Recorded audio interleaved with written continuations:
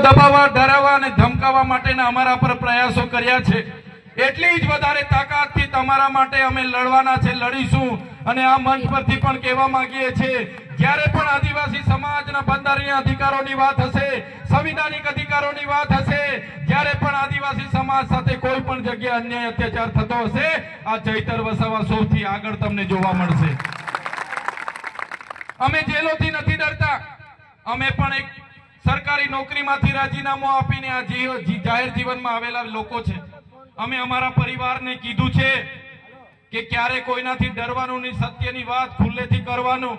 અમારા ઘરના હશે, અમારા બાળકો હશે, અમારા માતા પિતા હશે, અમારા પરિવારને પણ અમે કહીને નીકળીએ છીએ।